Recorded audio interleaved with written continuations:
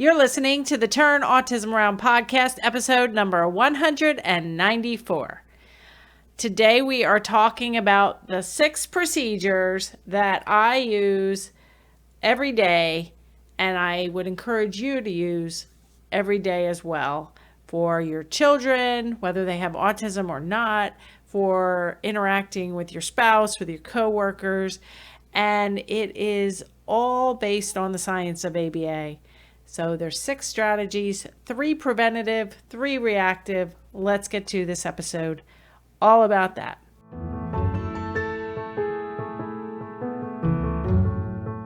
Hi there, welcome back. Whether it's your first time here listening or watching, or whether you've been here since the beginning, since early 2019 when I started my weekly podcast. Every single Tuesday we come out with one, and I think they are getting better and better.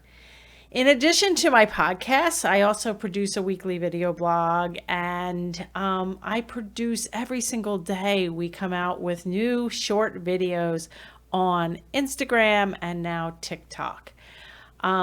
So as I'm doing more of these very short videos, I'm realizing just how much I use these 6 procedures that I wanted to kind of put together here for you. This will be a shorter episode.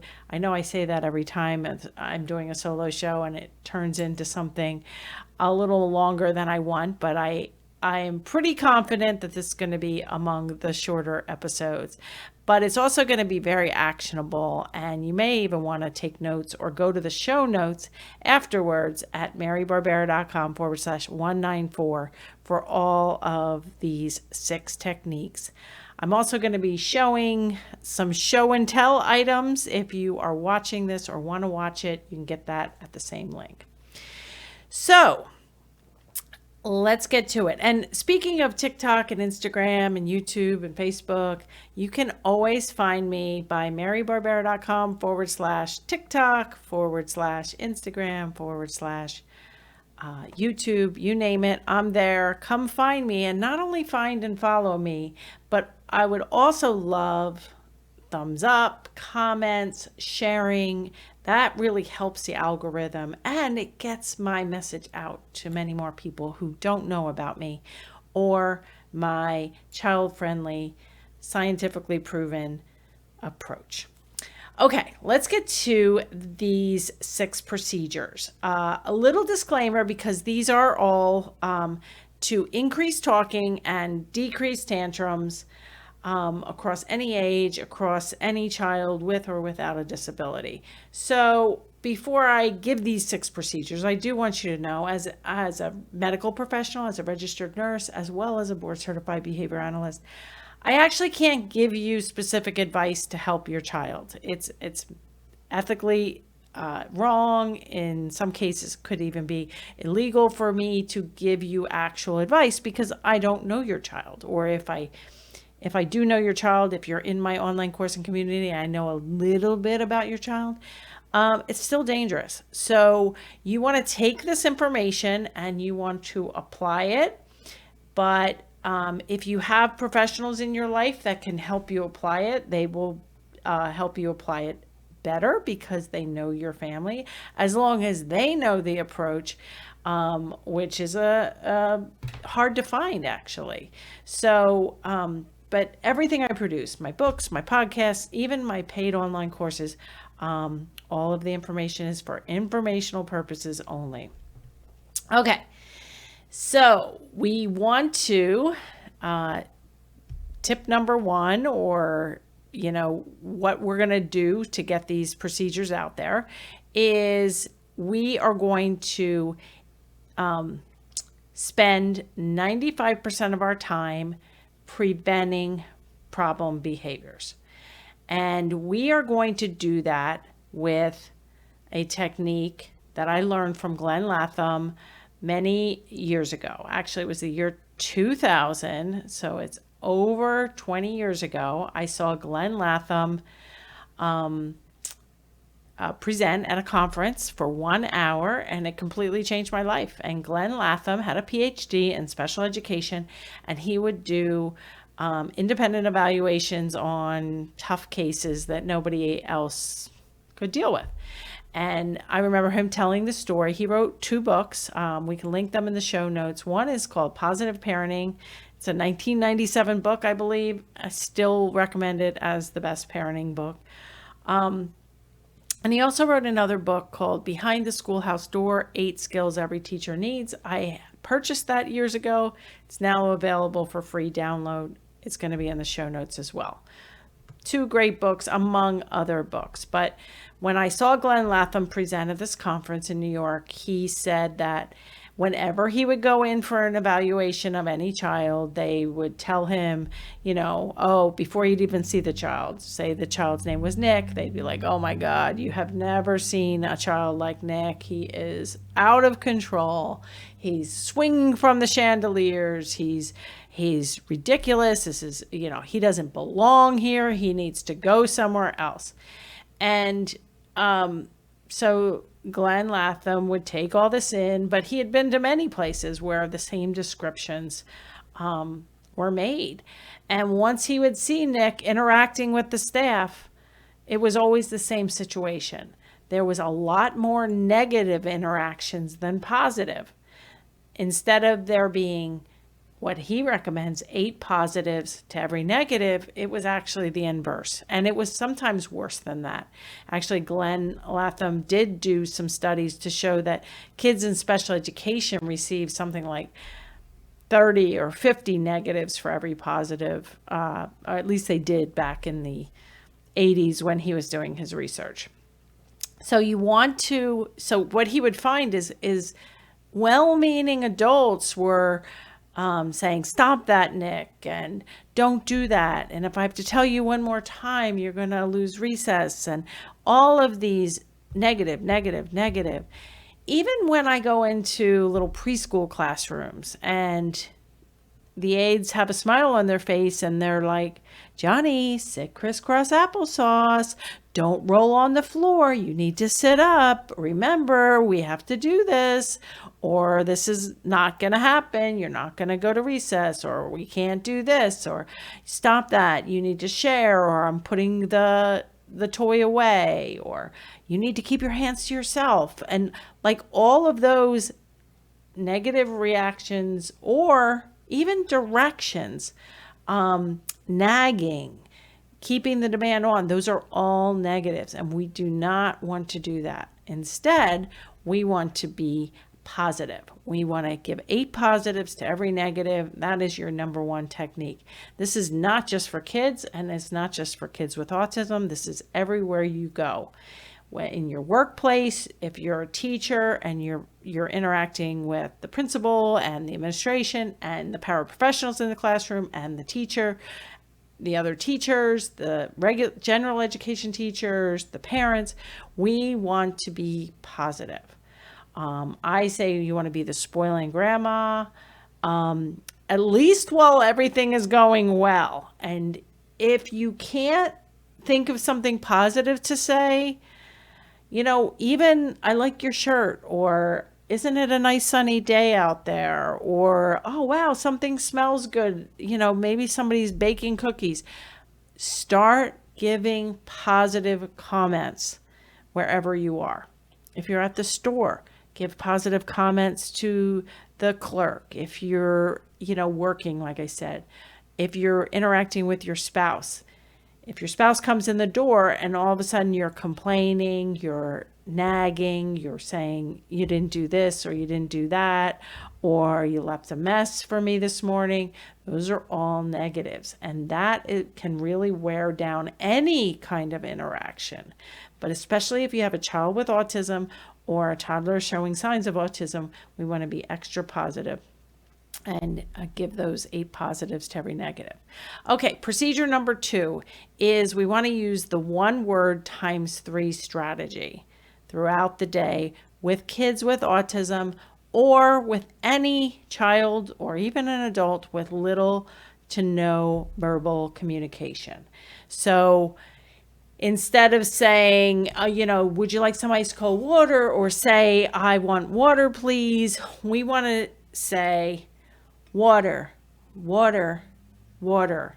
As we take the bottle of water, which they have to want, I mean, if they're crying that they want lemonade and you're doing the water, that's not the point.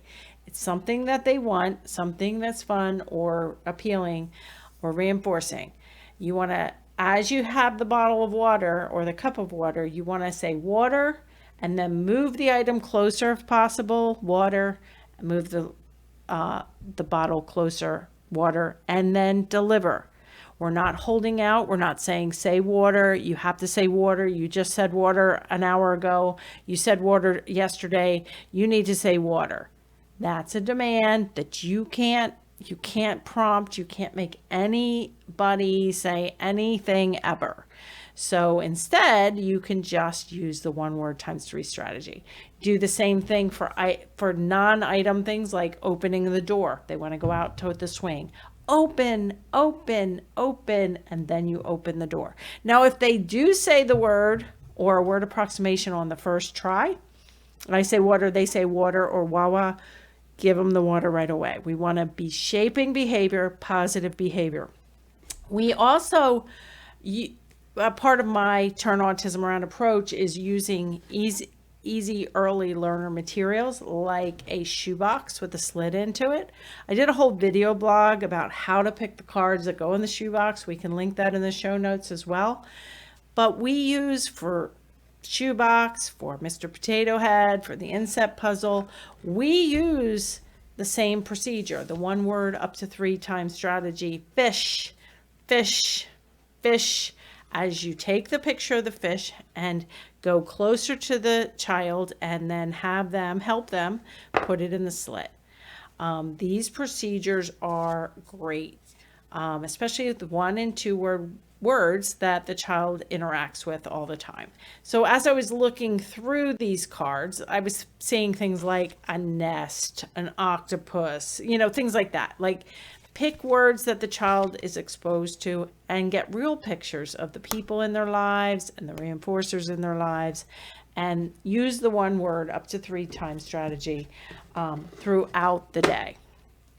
Okay, now we have another procedure that is a big part of the Turn Autism Around course and book and my blogs and my TikTok videos. Is I am a big proponent on table time, even for little kids. And I know that goes against, sometimes people think like, oh, they're little or they're an early learner, so we should just follow the child's lead. But the problem is that if you don't have an area that is sanitized, meaning not clean or bleached, sanitized means not a bunch of fun things all around that are going to compete with you and your reinforcers and your area. Most members of my online course and community report that their kids are like, they have to lock the outside of the door of whatever room they're using as the therapy room because kids just want to do table time. They get positive reinforcement. They get a lot more than 8 positives to every negative, because every time you give the child a card or say the word, that goes into the positive pile. So these techniques are outlined, like I said, in my book, but the best place to learn them and to really get the community support is in my online course. So those are the 3 preventative strategies that and techniques and programs that I would recommend you do. 8 positives to every negative, and then the 1 word times 3 throughout the day at the table and then away from the table. And then the 3rd one is to get a table and to gather all the early learner materials that I recommend. Those are for kids with little language, not conversational, all the way down to not speaking at all. Okay, those are the preventative strategies. Now let's talk about 3 programs or strategies you can and should use as reactive strategies when we do get problem behaviors and it's getting in the way of learning. Because if a child's crying, they're not in a state where they're going to be learning. And I am not a proponent of keeping the demand on, using what's known as escape extinction. I don't like a nagging procedure. I don't like anything that is going to upset the child, upset the family, upset the school environment. We want to clean the slate as quickly as possible, get out of the problem behaviors to get back to that positive reinforcement state and that state of learning. So here are 3 reactive strategies that you can use when you do see problem behaviors.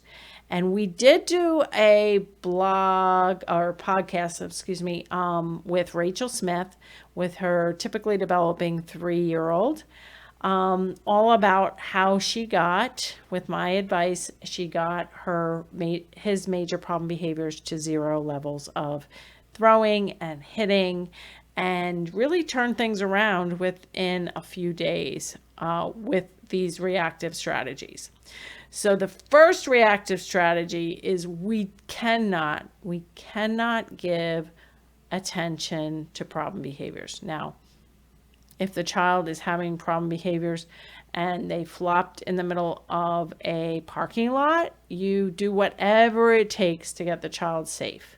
If you can pick them up, you pick them up. If you have to bribe them with buying them candy to get them up on their own, that's what you do. So I'm just talking about, more minor stuff that is constantly being reinforced. And also, if your child is having severe problem behaviors that could lead to injury, you definitely want to consult with a behavior analyst if you can, and a medical doctor to make sure it's not something medical. But the first reactive technique is we cannot give the behavior attention, which is happening all the time. And I think in Rachel Smith's episode 185, which we'll link in the show notes, it was a good example where, Rachel's a special ed master's prepared teacher. She has worked with my son over the years. She has helped me develop the No More Timeout mini course, and she helps me with podcasts, and she helps me with all kinds of things. We know what to do. But I haven't in the past talked that much about what to do when the behavior happens, because we want to spend 95% of our time preventing problem behaviors. And so Everett, her son, was actually at my house twice in a row and had major problem behaviors of throwing and hitting. And so I was able to see it firsthand, and I was able to guide her and guide her to help herself and to react and to get back to preventing. So once a child has problem behaviors, it is no longer a win-win situation. You're not going to be like, oh, I nailed that reactive strategy. You react. It's not going to be perfect. You're going to get out of it as quickly as possible and go back to your 95% of the time preventing. But you don't want to give attention by talking to the child, by trying to reason with the child. You don't want to add threats or bribes in the middle of problem behavior. You basically want to not use your voice and not give a lot of physical attention to it.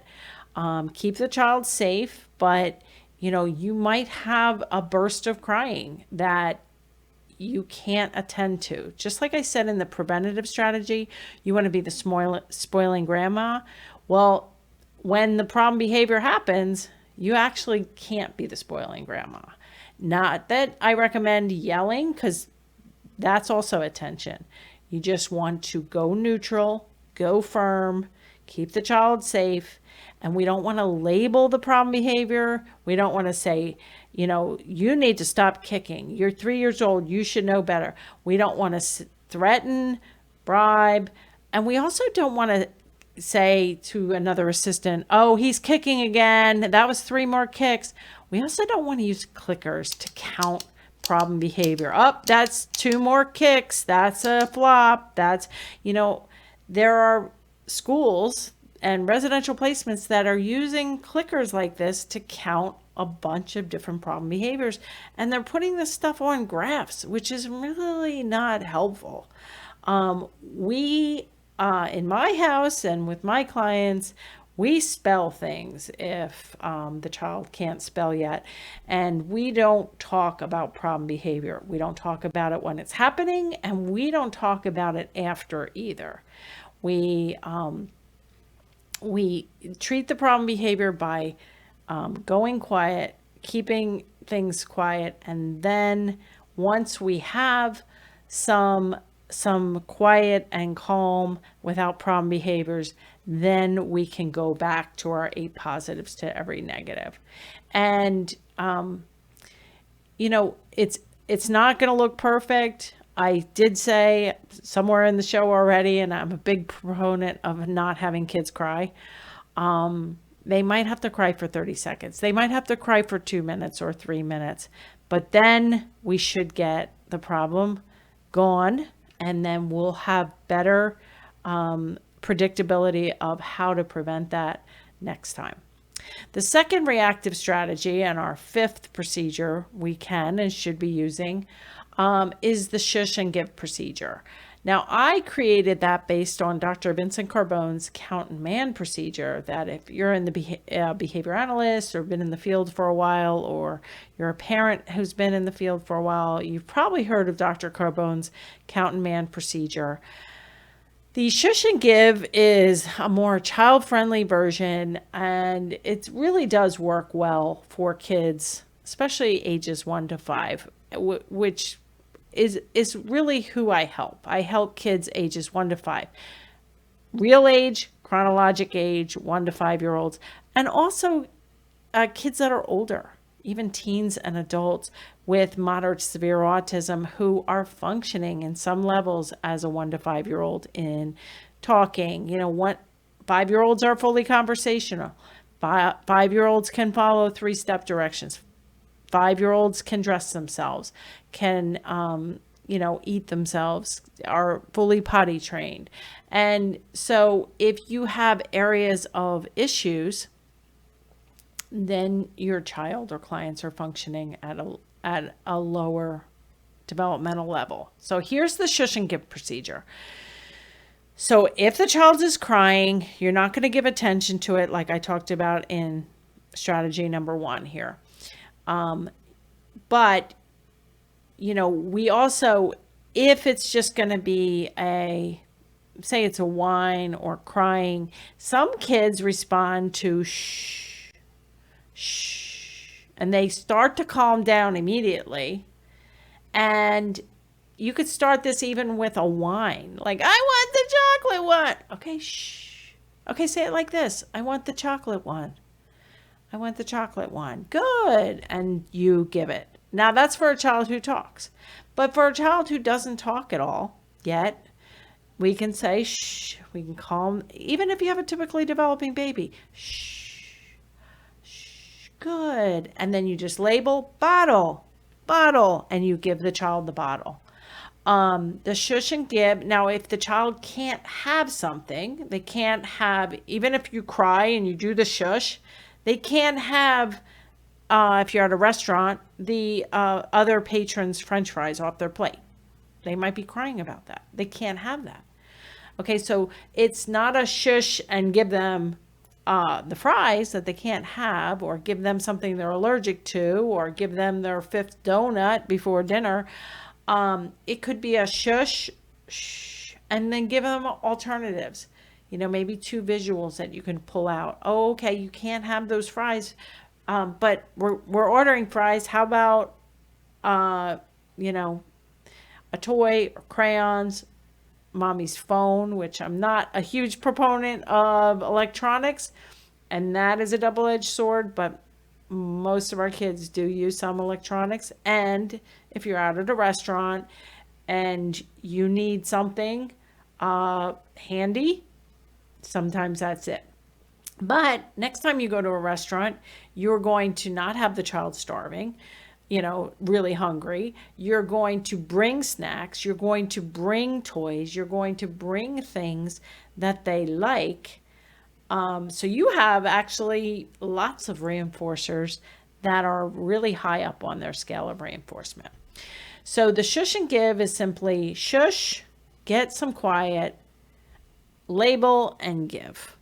Now, if the child can repeat, can talk, you might, and typically developing, I want the blue one. Hey, shh. Say it like this. I want the blue one, please. I want the blue one, please. Okay. Tell me again. I want the blue one, please. I've even done it when, Spencer was typically developing and he was 6 or 7. He'd come in whining about something. I'm like, hey, buddy, you know what? Why don't you go out, come back in, say it like this. I want the blue one, or mom, I'm hungry, or whatever. Go back out and just make it kind of a game. And then when you come back in, I want you to say it like this. And he goes out, comes back in, says it like this, and we're all good. So shush and give just means you can't have it if you're screaming, because that'll just shape it right up. So we need a little pause, even 3 seconds, to give the child to be able to get the item they want, or something else that is high on their reinforcement list. And the last procedure I'm going to talk about, I coined myself, but it is basically planned ignoring.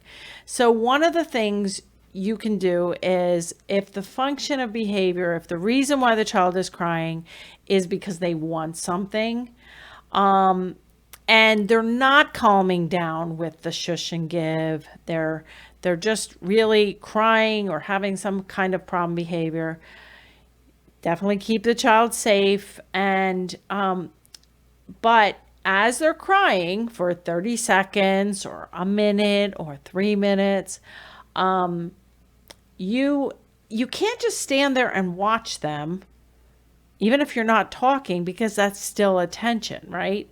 So it's kind of planned ignoring. I call it the talk amongst yourselves procedure.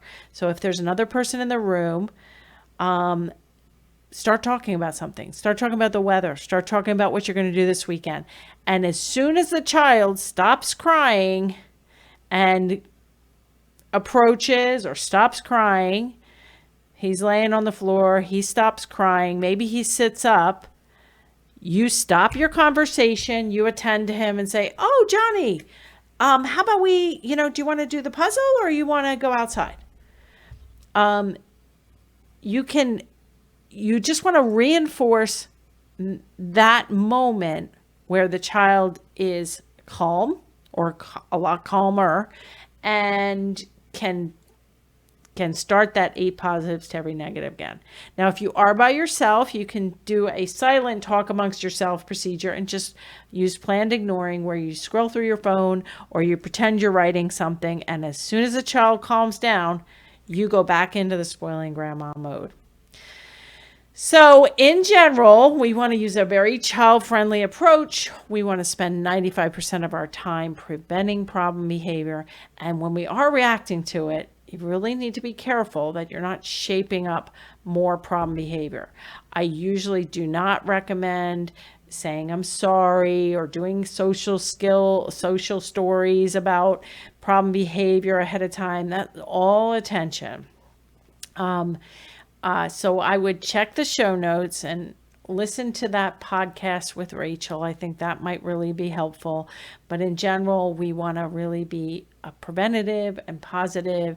And once we have to react to something, our goal is to get problem behaviors, major ones, at or near zero and keep them there. If they're not staying low or you're not able to get them down, you need more intervention.